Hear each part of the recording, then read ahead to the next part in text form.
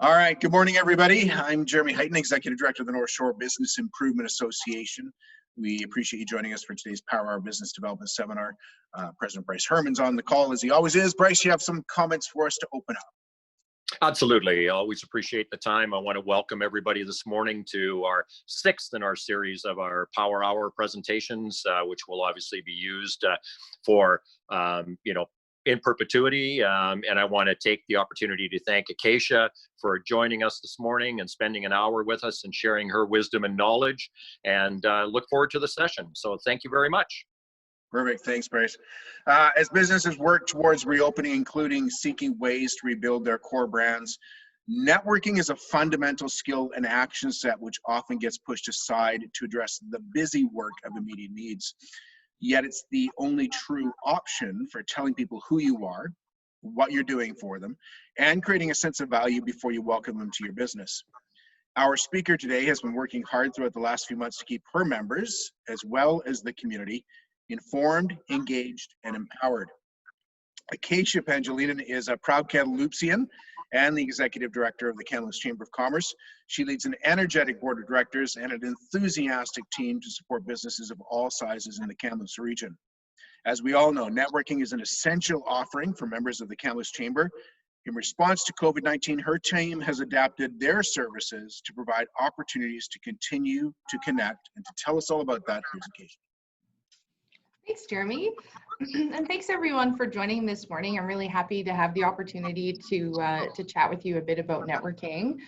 And I think I'm just going to start by sharing my screen, and maybe just preface this with the fact that, the Chamber, my team here, similar to what you're all doing, we're really learning this on the fly. And so what I'm going to share today is really more experiences and perspectives that we have gone through, and just a bit about how that engagement has worked, and potentially some tools for you to take away to continue networking. So networking as we know it is completely different, and I really enjoyed this quote that networking as we know may be on pause, but relationship building is definitely not. And in a time where, we feel isolated, we're working from home, we don't have the ability to access the people that we normally do in the same way, relationship building is really important. And I think I'll just introduce the Chamber a bit too. So, my job at the Chamber is to build relationships, and that's relationships with all levels of people in business, all levels of government. And really, I've utilized networking almost my whole life, and it's really allowed me to have a lot of opportunities, and definitely something that I thank for getting me into this role here at the Chamber. As Jeremy mentioned, the Chamber helps businesses. We have around 700 members in the business community, and they help guide the direction of our organization. And of these 700 members, a large percentage of them would come to the Chamber for networking opportunities. And so when COVID hit, we really recognized that the people in the business community were still missing that opportunity to connect with one another. And so we saw that as our opportunity to provide just different ways for people to engage. So how do we network from a distance? What does that look like now in the post-COVID world? I think it's important that you remember why you're networking. We will get out on the other side of this. And so the relationships that you had before may not be gone, but how you treat those relationships and work on those relationships during this time is crucial. Because like I said, we're going to get on the other side of this. The people that are in our community are still going to be here, and they'll remember how you interacted with them or how you treated them during this time. And there is lots of time to connect with people now. People are reaching different tools that they maybe wouldn't have looked at before. And so you can see this as an opportunity for you to reach out, but you do have to be smart about doing it, because as we'll get into, people are definitely over Zoomed. They're definitely over video conferenced out. And so it's really important to be cautious and mindful of what people are going through in this time when you're trying to connect with them. So during COVID, you likely have worked on your closest relationships. All of a sudden, you didn't have the same sort of contact that you had before. So you may have found yourself reaching out in different ways just to stay connected. And that should happen or should be the same for your professional network. Just because you can't go to an event to see your potential clients or partners or friends doesn't mean that you still don't have the opportunity to build a relationship with them. So today I'm going to talk a bit about how to take care and grow your network during these times. But first, I'd like for you to think about your own individual network. You likely have varying levels of connection with the people who are in your network. Some people you go to for advice, others it's for support. So when you look at your network, do you notice any gaps? Are there any people or skill sets that you think that you could benefit from? If you're looking to grow your network, perhaps this is a good place for you to start, is by identifying maybe what gaps or needs you have and that people within the community could fulfill. And so how do you even do that? Especially when, you have access to probably thousands of people via social media. If you're in an organization like mine, you may have an email list full of thousands of contacts. So how do you do this meaningfully when everybody is getting bombarded by information? So I like to kind of identify my network, and we kind of do that here as a chamber. We have our personal board of directors, and these are the people that in your life you go to because of their expertise, because of the experience that they have. Potentially you want to learn from them, or maybe they've handled a situation that you want to, learn how they did that and learn from that experience. Is there anyone or is there any gap within your own personal board of directors that during this very stressful time, you needed to reach out to somebody because of their expertise? Maybe that's someone that you want to bring in to your personal board of directors, but they are different than your close-knit circle. Your close-knit circle could be, your friends, the people that you lean on for support. Yes, you value and respect what they have to say, but your sole purpose of connecting with them necessarily isn't because of their expertise and the knowledge that you're going to gain from them. And then you have your wider network, which you have a huge opportunity to grow in this COVID time. And, for us at the Chamber, these are our larger members, the employees of our members that are connected to our network, but maybe we only see them when we're doing specific projects or specific events, but they're still a part of our network and they're very important. So when you're intentionally building your network, you have to identify the gaps and then seek out potential fits.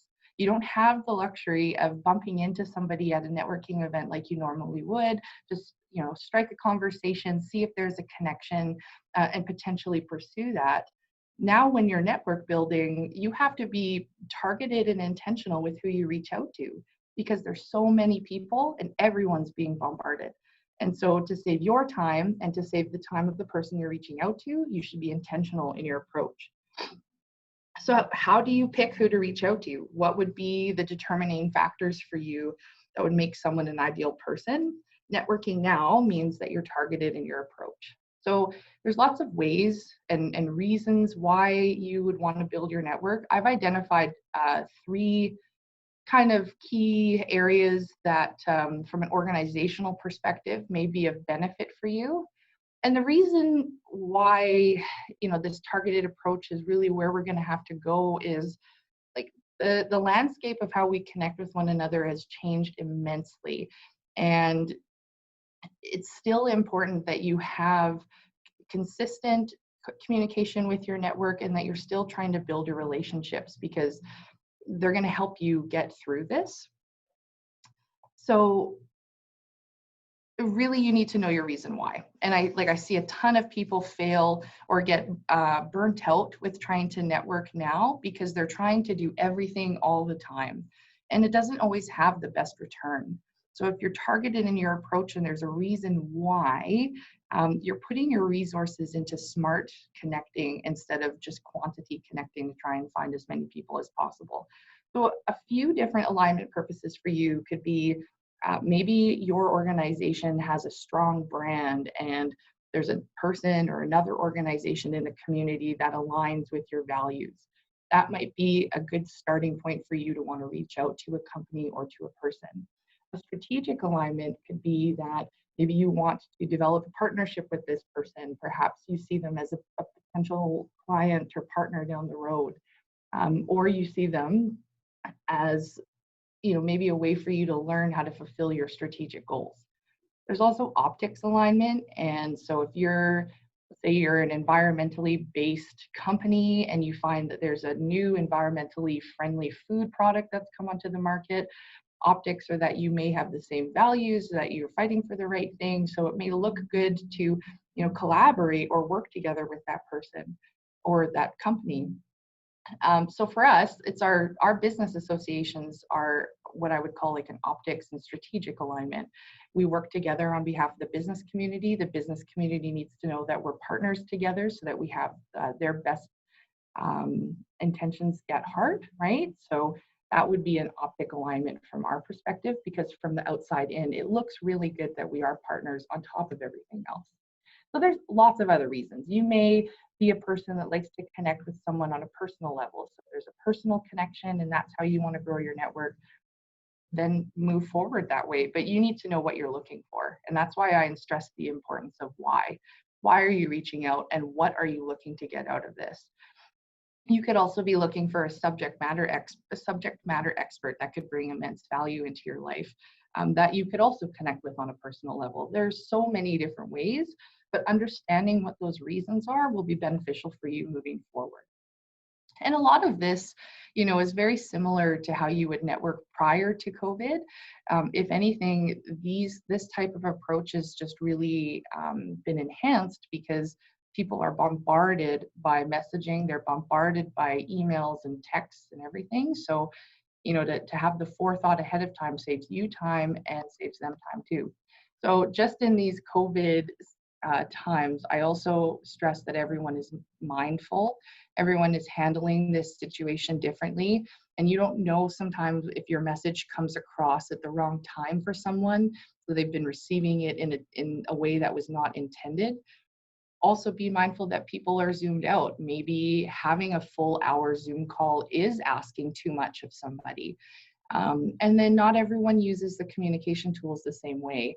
We were forced to abruptly join a digital business community that some people were not quite ready to jump into. And so the learning curve with some people is different, and having patience and being mindful that people are learning is really important, because it can be frustrating if you're on a call and someone isn't working it the right way, but that patience and kindness goes a long way. And just try to be understanding, because everyone's going through different things with this. So effective networking, this is very similar to how networking has been successful prior to COVID. So your attitude, think about how your message can be received. If you are in a bad mood, likely your text will come across that way. So maybe don't send it until you're ready to send. Prepare. Come up, if you're attending our social, like we have a monthly networking social, come with a short introduction about yourself. Make it quick so that when you do get the microphone or spotlighted or whatever it is, you do have the opportunity to talk about you and your business. Another tip, that if you do get a meeting with someone that you've kind of met through social media networking or another way, prepare questions in advance or have speaking points in advance. A part of the Zoom fatigue is the lull in conversation, because it doesn't happen as organically as it normally does. So if you can be prepared, it kind of helps you move the conversation along. Also watch your time. With structured speaking, like a Zoom format, you don't necessarily have a ton of time to be taking up to talk about your own personal stories or your experiences. So save that for the one-on-one, and be respectful that other people are joining the call because they want to be heard and talk with people too. Also important to take note, I see a lot of people who had, even before COVID, would attend our chamber socials, and they'd come just not really expecting or wanting to meet anyone. They're just coming to see who's all there. If you want to be intentional, you need to take note of who's there and then figure out who you want to follow up with. Are there people that you identify that could be a good fit in your network? Figure out where they work, how you can communicate with them, and then follow up. And if you're in a situation where you say you're going to follow up, do it, because people notice. And especially in a community like Kamloops, where we are very relationship based, if you don't follow up or stay true to your word, people will remember. And then just remember to be mindful of you know, there's a lot going on right now. And so if you're sending a Facebook message to somebody, you know, maybe they turn that off at night because that's, you know, what they need to do. So, you know, don't take it personally. There's a lot of stuff going on right now. Maybe it's just not the best time that you've reached out to somebody, but I see a lot of people who get upset about not being, yeah, okay, people don't reply to you. It can be sometimes hard, but I think it's also important to just try and have a kindness lens from that, that maybe people are being bombarded by information and now's not the right time for them to respond to you. So at the Chamber, one thing that we have started doing, and this is very much our community builder, Nick, he's utilized social media for us to connect with our members in a way that we weren't connecting before. So, you know, for you, you have to look at who are you looking to connect with? Where are they talking? Are they in Facebook groups that, you know, are sharing Kamloops history? Are they in a small business group on Facebook? Are they, you know, using similar hashtags on social media? Or on Instagram, find out where your clients or where your audience is and try and engage them where they are. It makes it way easier when you're communicating with them on a platform that they're comfortable with. So look around. The formality of communicating has definitely started to drop. I think people are now welcome, you know, a Facebook instant message now when it comes to a professional reach out. That's just the way things have evolved and changed. So if you see that's where your clientele is, then reach out to them where they are. The other thing, this is really easy for you to do if you are maybe not the best with social media or you find it overwhelming, is just start to use the interaction options or the engagement options. A like or a short comment or a share can really go a long way for a small business, especially for our newer companies that are just starting out and they're trying to build their brand recognition. I would just caution that you know, you don't want to get lost in the noise, so that when you are interacting, you know, it's meaningful and that it's helpful to the people that you are interacting with, or it's positive. But you just want to be careful that you don't start over spamming, because sometimes then people will want to maybe not listen to your feed or say, oh, that person just likes everything. So it doesn't seem as genuine. And then lastly, and this is something that, you know, I've really had to work on, is selecting the tools that you want to use and use them well. If you don't have the capacity to use them all, then don't, because people will, if they, let's say they're comfortable with LinkedIn and you're not on your LinkedIn as much, people will still connect with you on there. And if you aren't good at responding to them, that says more about your personal brand, right? And Elise is going to get into that in our session next week. But you know, you have the ability to choose, I want to be on this platform, I don't want to be on that platform. So pick the ones you want and use them better. Don't be on everything if you can't handle being on everything. For me, LinkedIn is the worst. I love LinkedIn. I know that's where the business community is, but I have a hard time getting on that one every day. But on Facebook and Instagram, not so hard for me. So, you know, that was my own personal experience. But, you know, in a time where everybody is over Zoomed and over computered, maybe you just want to be selective in the ways that the social media tools that you use. And it's not a bad thing. You don't need to be on all of them. So I just want to give a few examples. Oh, and then actually on that LinkedIn, so Nick, our community builder in our office, he does a session on how to build your LinkedIn profile. It's a fantastic session and we're turning it into a virtual one. So once that one is available, I'll send it over to Jeremy and Patty, and I'll make sure that the NSBIA members hear more about it, because basically he just goes through every part of your LinkedIn profile and how to beef it up. So from a chamber perspective, these are some of the tools that we started to use basically as soon as COVID hit, recognizing that we needed to adapt in order to reach our membership. And, you know, for us, membership is our livelihood. We don't receive any sort of government funding, there's no grants, there's no taxes, so we're owned by the business community. And so, you know, retaining our network is critical for us to move forward. So, you know, for us, networking is part of that livelihood. So Right away, we started doing virtual meetups, so we'd use the Zoom platform. We tried different times of day because we weren't sure when was going to have the best engagement. So we did virtual coffees, we did a virtual lunch, we did virtual happy hour, and then we continued to do our monthly socials using the Zoom platform. And all of those have been really well received. The socials have given us a chance to connect with our wider network. Our coffees and lunches have given us an opportunity to connect with our close-knit circle. These are kind of like our chamber champions who support and help us. So it's kind of nice just to connect. And then even at a organizational level, we started to have bi-weekly advocacy meetings with our board, so that we could still connect and hear about the issues, talk about solutions. And then we'd often bring in, every time we'll bring in like an elected official, to also make sure that they're hearing about the needs of our business community too. All of our programming, as soon as COVID hit, switched to COVID-related programming, and it all went virtual.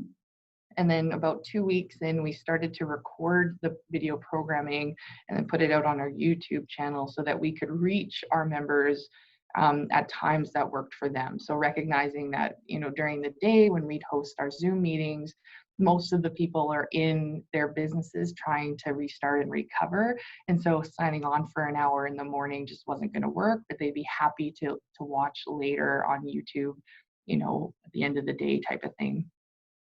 So from a network retention perspective, we had our directors and staff start making phone calls to some of our members.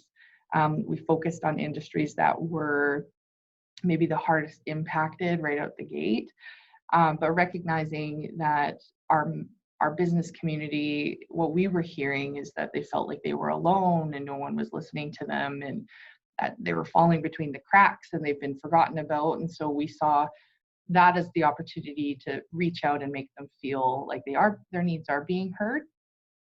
So we paired those calls with tons of social media engagement.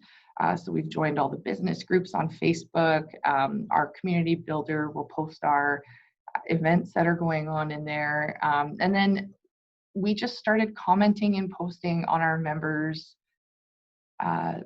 posts, anything that they shared, videos that they shared. We tried to reinforce positivity. But as our members were trying to reach their audiences on social media, we recognized that as the vehicle for us to really, you know, go to where they are to try and support them even more. And so since COVID happened, our engagement across all of the platforms is up between 20 and 30%, with people who are interested now in the chamber that weren't before because of the engagement that we've been doing through our personal Facebooks, trying to engage with the business community. The other thing that we did too, and this is something for you to think about, is when you're communicating up to your wide network, you know, is the tone still relevant? Is the tone fit for everything that's going on? For us, we used to have a weekly bulletin that would talk about member news, current information, and then some professional development links.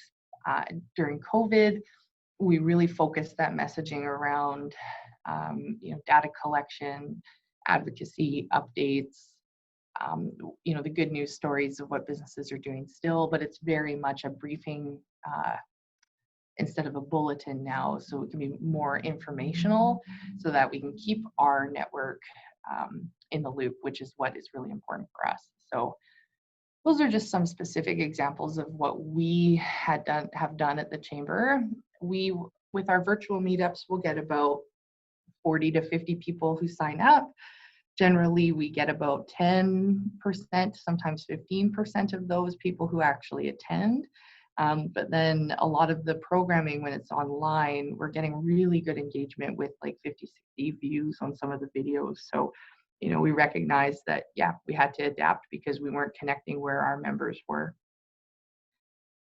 And then just some other tips, because I think right now there's a lot of motion and feeling out there. And so just like you normally would when you're regularly networking, don't take things personal. Perhaps it's not the right time for you to be reaching out to somebody. Perhaps they have other things going on. So don't think that they're just put off by your request. Um, you know, maybe do a follow-up with a call to action and try and see, or maybe you connected on the wrong platform. Don't take it personally. Follow up with intention.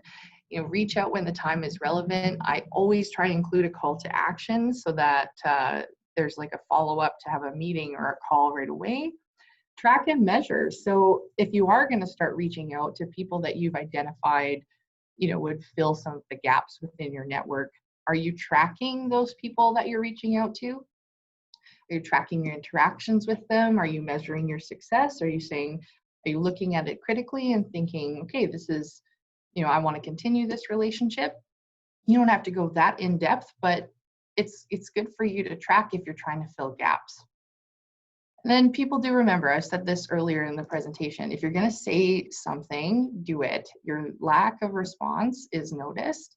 And in a community like Kamloops that is very, very relationship based, this goes a long way. And so just because you said it on social media or in an email doesn't mean that it didn't come from you, right? So just remember that if you're going to say something there, people are going to remember it. And so you better stand by your word if you want to build your network effectively. And so that's my short presentation, because I'm also learning on the fly. Oh, I see some, oh, there's a chat. I see I have a question here. There's two. When is the best times for meetups and socials? Christine, that it honestly depends on the day. I'm just going to stop sharing my screen here so we can see everybody's faces. I actually recommend earlier in the day because people have so many reasons or excuses to not continue or not participate. So the ones that have been really successful for us later in the day are our socials, but that brand already had, you know, pretty good reputation within the business community and was well recognized. So it was easy for us to move that one. Everything else, though, we've tried to keep in the morning.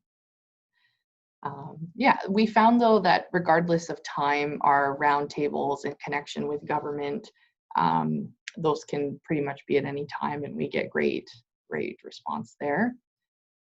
And so I have another question here. What is your internal process for connecting your team to your network messages while virtually? So my team has a communication platform named Slack. And we introduced Slack about a year ago now, which worked out really great for when we had to move to fully virtual office. So it's an app that you have, all of the team members have access to it. There's specific channels that you can name so that you don't get information lost. And for us, you know, there was so much information from every level of government that, you know, you imagine as business owners, it's hard trying to decipher that. Well, when people are coming to you as an organization for that information, it's incredibly hard to decipher what is important, what is relevant, what's the best. So we changed some of the names of our communication channels so that they were specifically for advocacy issues, recovery stories that we're hearing, business impacts, so that we could easily find and segment that information. And the best part about it is that it's on the phone, it's on the computer, so wherever you are, you have access to it. I also, because you know, our board is very engaged with our organization, I send them out a detailed weekly report, including anecdotes from the business community, so that when they're asked about it, they understand kind of the different parts that we're hearing from the larger business community. But messaging has been tough, and I would say that I over communicate with my team to make sure that we're all on the same page. But it's important when you're communicating out to your network that you have that consistent messaging. And so I would recommend taking that time to make sure everyone, your board, your staff, your team, whatever it looks like, is on the same page with your messaging, so that it's easier for everyone to understand where you are, especially when people are reopening, because consumer confidence is going to be one of our largest barriers that we're going to have to overcome. And so when you have consistent messaging out to your network, it provides a sense of security for people that you've done your work and that you've communicated it out so that it's easy to understand and everybody knows. Thanks for that question. Is there any other questions? Again, we really are learning this at the same time as everybody else. People would come to the Chamber for networking, and so we really wanted to provide that for the community still, even in these COVID times. But what we recognized is just the need to be intentional with when you're doing your reach out now. And so if you're being intentional about it, you have to know what you want to get out of it, and figure out, who in the community is going to fulfill that for you.